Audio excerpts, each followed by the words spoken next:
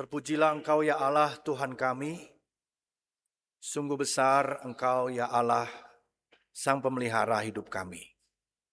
Jiwa kami memuji-Mu, hati kami dipenuhi dengan sukacita dan syukur atas apa yang Kau berikan kepada kami.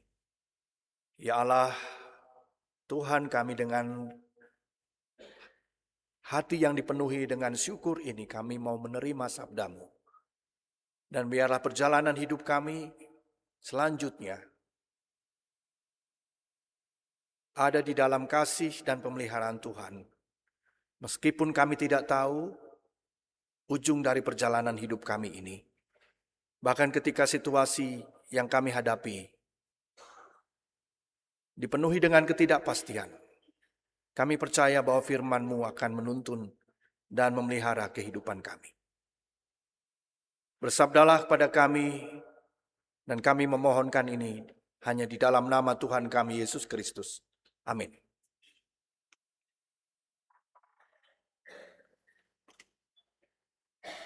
Bapak, Ibu, dan saudara-saudara yang terkasih, mari kita membuka kitab Kejadian pasal 12, ayat 1 sampai 9.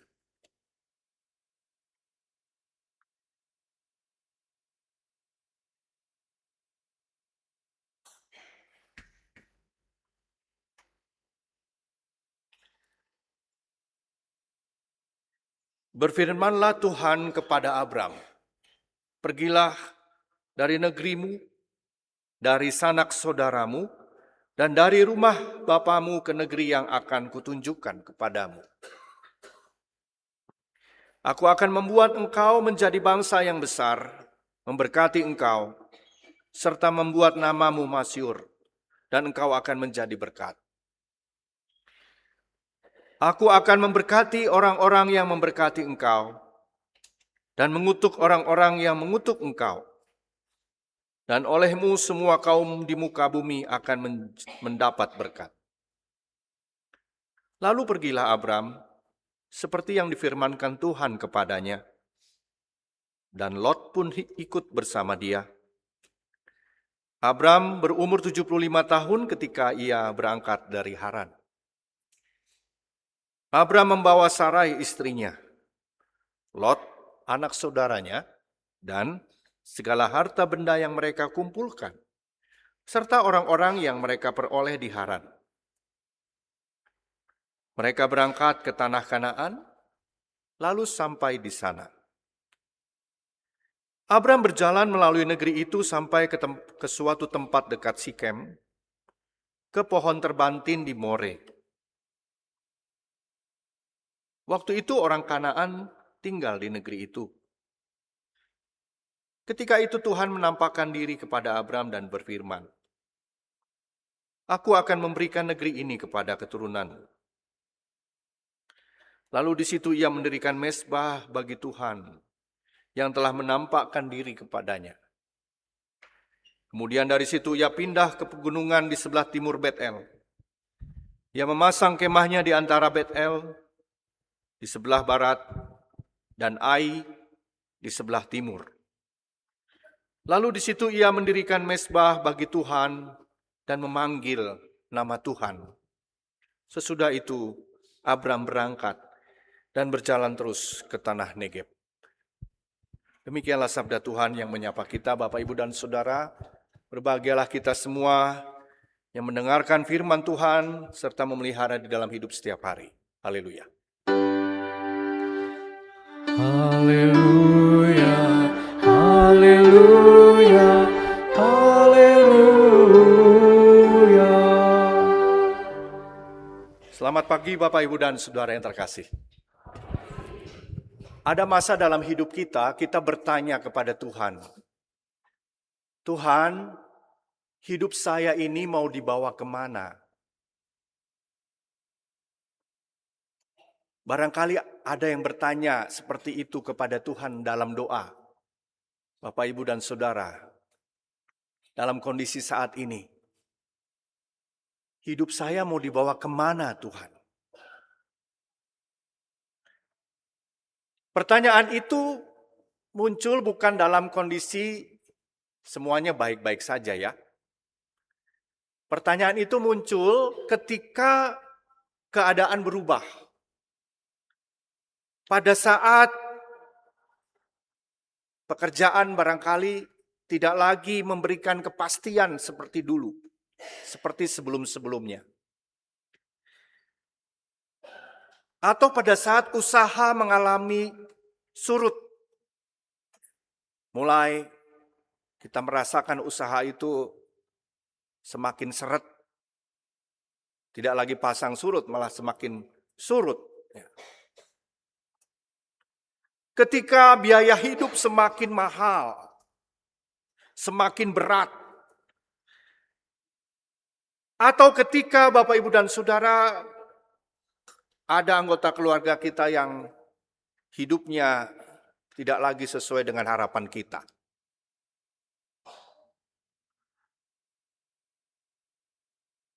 Kalau kita merasakan itu Bapak, Ibu, dan Saudara, saat ini,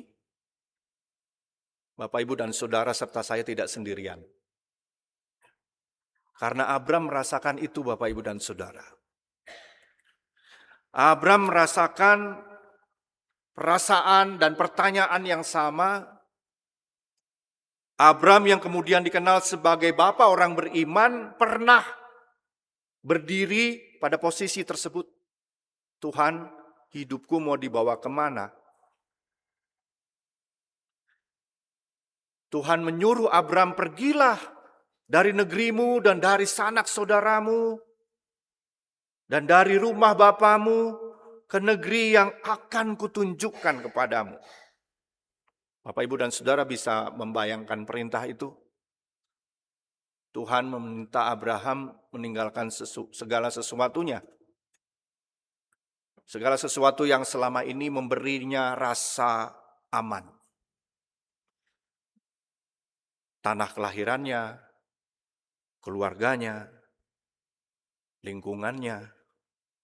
Bahkan menurut saya, Abraham sudah tahu masa depannya.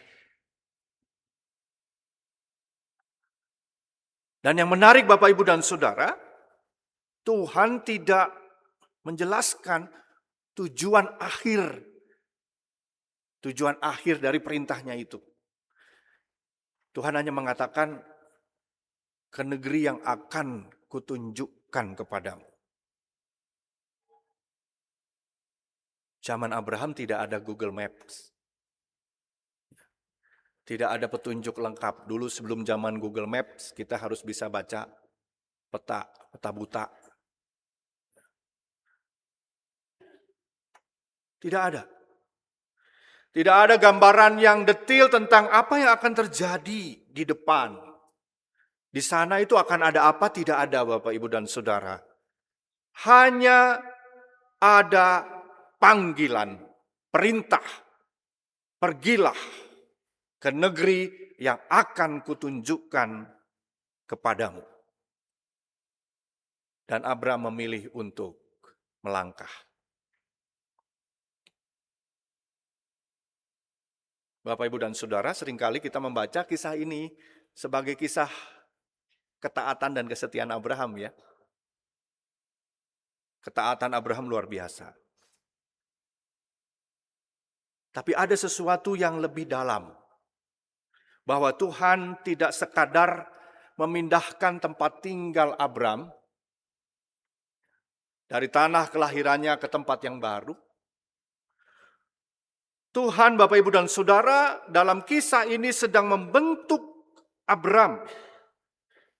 Abraham yang selama ini hidup dalam lingkungan yang dia kenal. Dia tahu bagaimana menjalani hidup. Dia tahu kepada siapa dia dapat bergantung.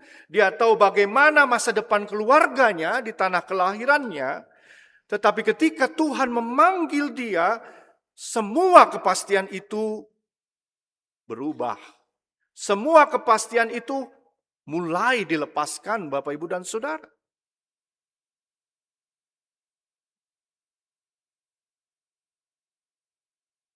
Hidup kita, Bapak, Ibu, dan Saudara serta saya juga seperti itu. Kadangkala perubahan itu kita pilih sendiri, kan? Ada yang kita pilih sendiri. Ada juga perubahan yang datangnya tiba-tiba. Tanpa kita minta, berubah situasi. Ya, tidak bisa dikendalikan. Pekerjaan, kesehatan berubah. Kemarin baik-baik saja, hari ini saya ada batuk-batuk sedikit. Mungkin karena kemarin saya kebanyakan makan gorengan, bisa jadi ya, karena dipilih. Keadaan ekonomi berubah. Dan bahkan relasi kita pun berubah. Dan kita dipaksa Bapak Ibu dan Saudara keluar dari tempat yang mungkin selama ini kita merasa nyaman. Tetapi karena ada perubahan tadi, baik yang kita pilih maupun yang datang tanpa diminta, kita mau tidak mau keluar dari tempat yang selama ini membuat kita merasa nyaman. Kalau kisah ini Bapak Ibu dan Saudara dilihat dari istilah liminal, itu liminal ini artinya sebuah masa di antara. Jadi kisah Abram ini kalau dilihat dari istilah liminal Bapak Ibu dan Saudara, maka Abram itu sebenarnya sudah meninggalkan tempat lamanya, tetapi dia belum sampai di tempatnya yang baru, di tempat yang dijanjikan. Jadi ia berada dalam perjalanan Bapak Ibu dan Saudara, di dalam ketidakpastian. Itu yang dimaksud dengan masa di antara. Dia sudah pergi dari kampung halamannya, tapi dia belum sampai. Ada satu masa yang dipenuhi dengan ketidakpastian, ada di dalam ruang yang bentuknya belum jelas, belum kelihatan akhirnya. Kita belajar dari istilah liminal ini Bapak Ibu dan Saudara, ketika kita ingin semuanya serba jelas, ketika kita ingin semuanya serba cepat, ketika kita ingin tahu nanti itu akhirnya kayak apa sih. Tapi justru Bapak Ibu dan Saudara, di dalam ruang ketidakpastian, di dalam masa di antara itulah justru Tuhan bekerja. Tuhan bekerja di dalam ketidakpastian. Bangsa Israel dibentuknya di mana? Di padang gurun. Dalam perjalanan dari Mesir ke tanah Kanaan. Para murid dibentuknya di mana?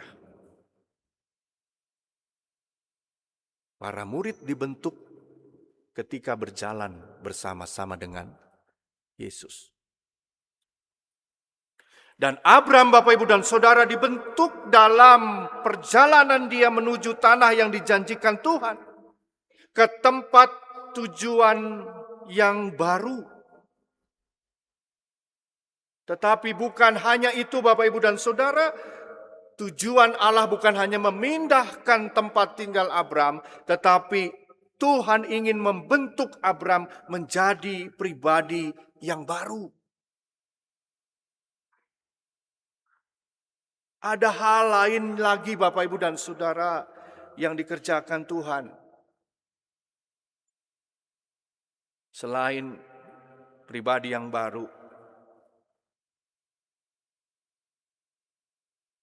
yaitu relasi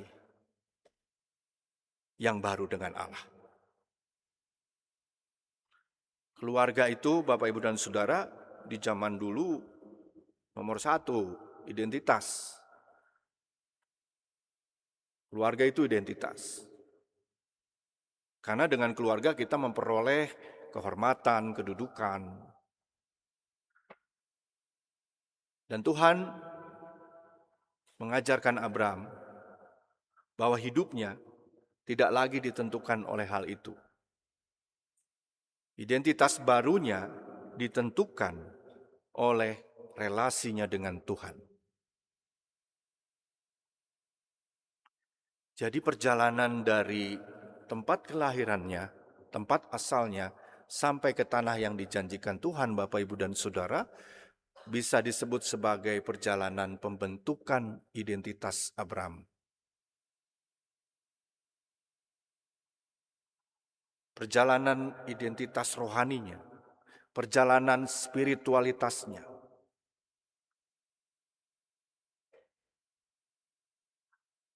Dan itu sangat mendasar Bapak, Ibu, dan Saudara.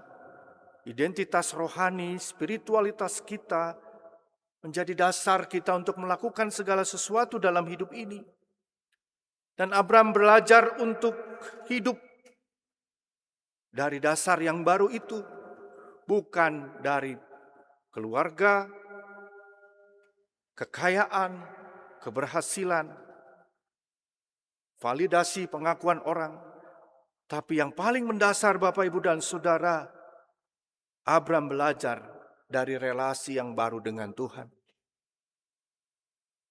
Oleh karena itu, yang pertama kali dia bangun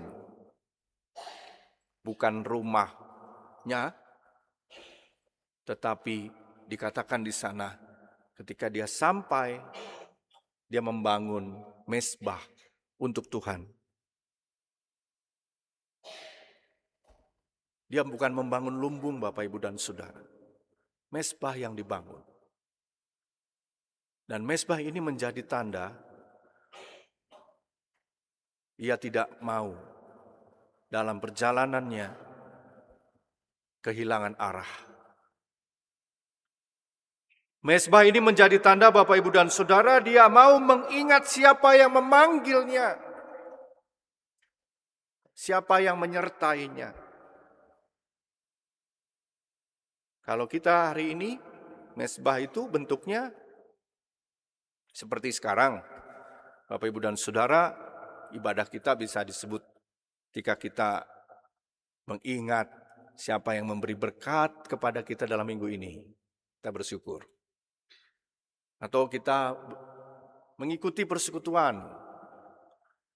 Atau dalam keseharian kita membaca firman Tuhan. Kita punya saat teduh sendiri.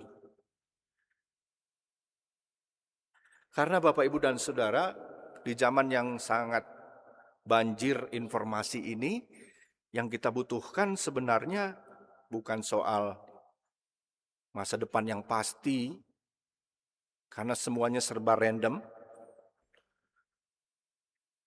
Tapi yang sebenarnya yang kita butuhkan adalah kesadaran bahwa Tuhan hadir di tengah perjalanan hidup kita.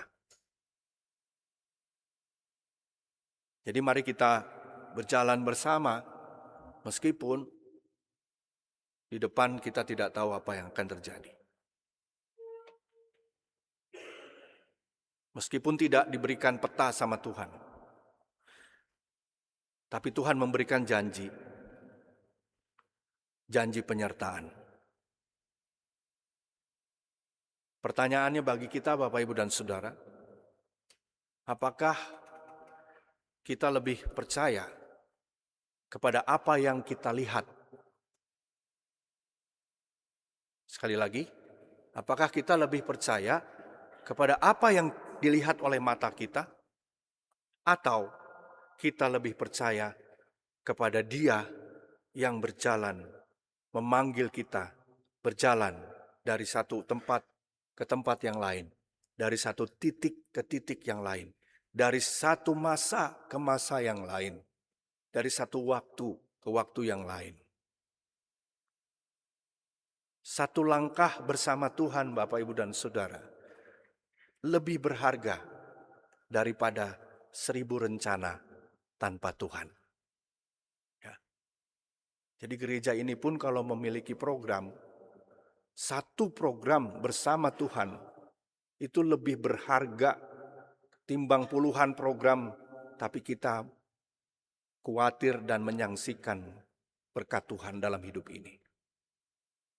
Satu saja, berjalan bersama Tuhan itu lebih berharga daripada 1000 rencana yang kita canangkan, tetapi dipenuhi dengan kekhawatiran Bapak, Ibu, dan Saudara. Mari kita belajar seperti Abram. Kita percaya janji Tuhan pasti digenapi. Perjalanan kita belum selesai, Bapak, Ibu, dan Saudara dan saya, dalam perjalanan hidup masing-masing, perjalanan persekutuan kita. Tapi mari kita menumbuhkan iman percaya kita kepada Dia. Bagaimana kita membentuk hati kita untuk selalu mau turut apa perintah dan panggilan Tuhan. Amin.